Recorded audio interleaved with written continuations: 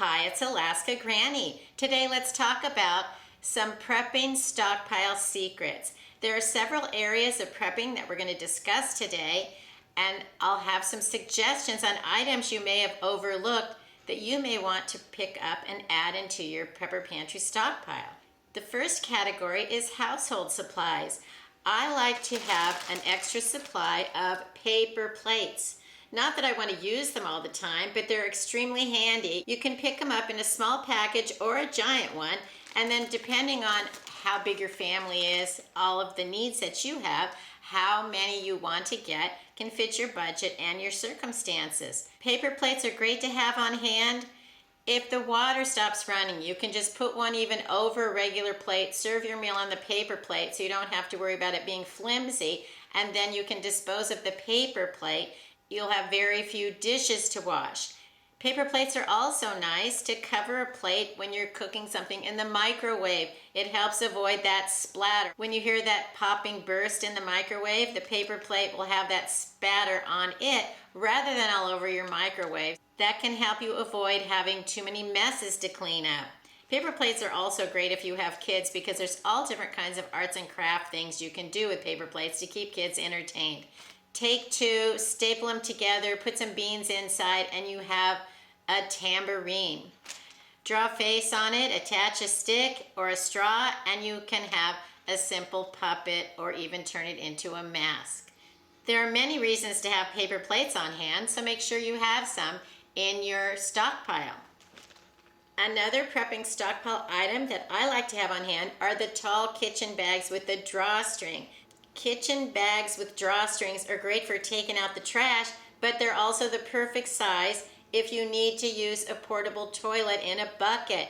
I went to the grocery store and I got one of the free 2-gallon buckets. It easily fits inside. It can be lifted out. So what I do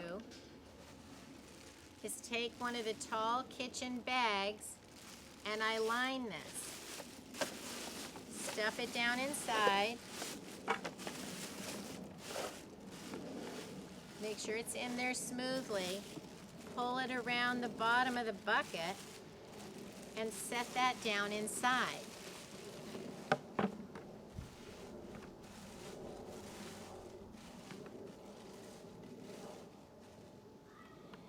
That's going to be the liner that stays in there to catch any accidents. Now you want to take one of your other bags, and this is going to be the bag that you use to go. Open up your go bag, put it down inside,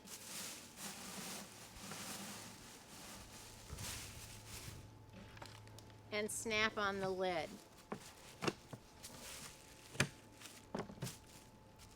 Now you can lift the lid, do your business, and add some sawdust, add some kitty litter, or just consider that that's it. Then you can remove the lid,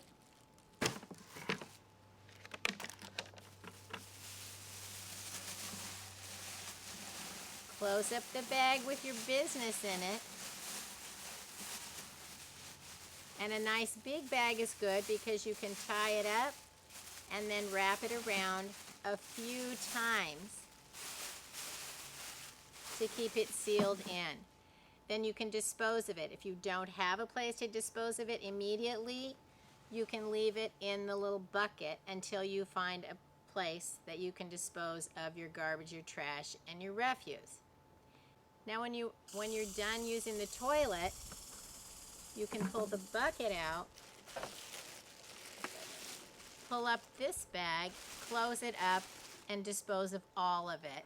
And you have this you can rinse out if anything leaked, and your portable potty should stay clean and sanitary enough that you can continue to use it without needing a big bunch of cleaning supplies. There are lots of things you can do with all different sizes of plastic bags, and this is one size that I want to have on hand. Another prepping supply must-have is dish soap. I prefer the Dawn dish soap. I think it does a great job, and so I want to have it on hand. I also keep a smaller bottle under my kitchen sink so I can refill it, from a big bottle, so I don't have to worry about dragging the giant bottle out all the time if I just want to use a little squirt of it. Another must-have item that you might want in your prepping supplies is one of these dish scrubbing brushes. You fill the handle with your dish soap, and then say you don't have a lot of running water, or like I do at Granny Camp where I don't have running water, you can use very little water, wash your dish, use just a little bit of water to rinse it, and then your dishes are clean with very little work. A soap dispensing sponge, a dishwashing gadget, is handy to have in your home. I find that it's most handy when I use it out at Granny Camp.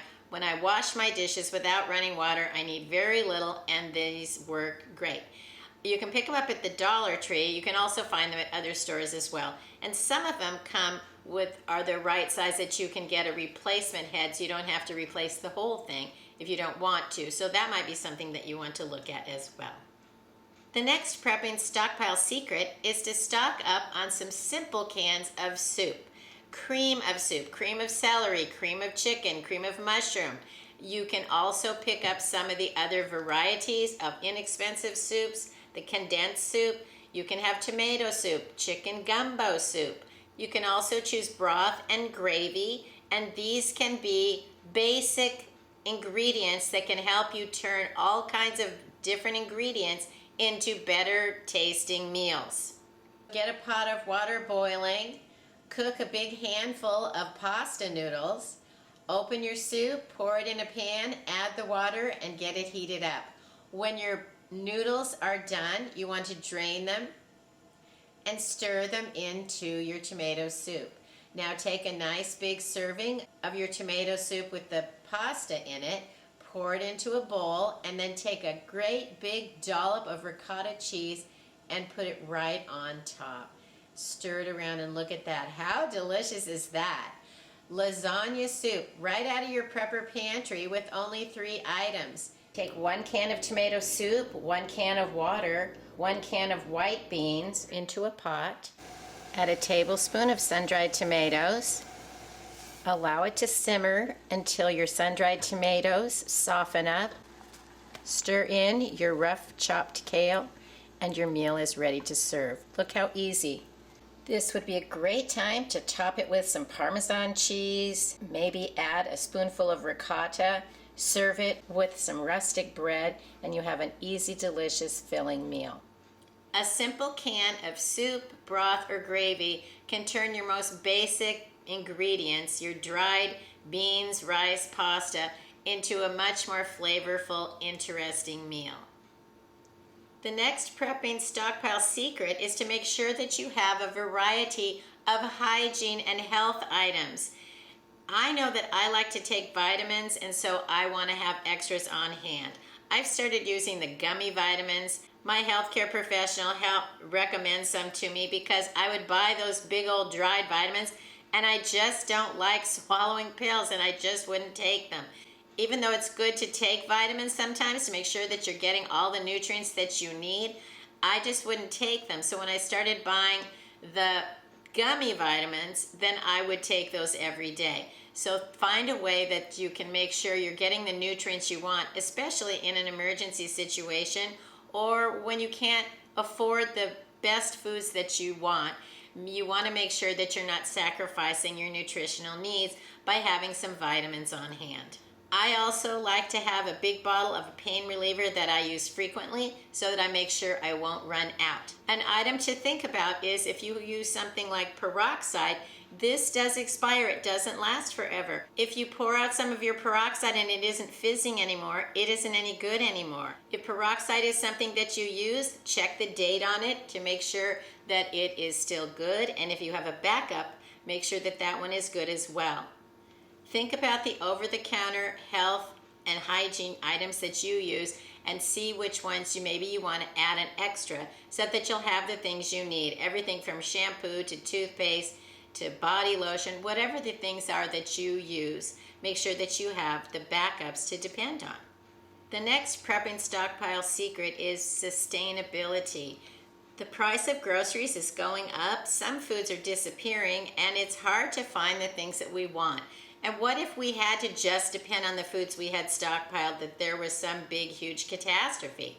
Wouldn't you like to know that you could then plant some food yourself and grow some of the foods that you need? So you might want to look even at the Dollar Tree. I've picked up seeds, 4 packs for $1. So for a few dollars, I have some sustainability that I could grow some of my own food, even if I just put it in a pot on a windowsill.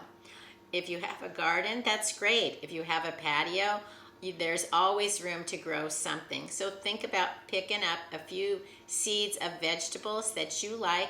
I also picked up a few herbs, and so that's going to be something that I can also grow so that I can make my meals more flavorful.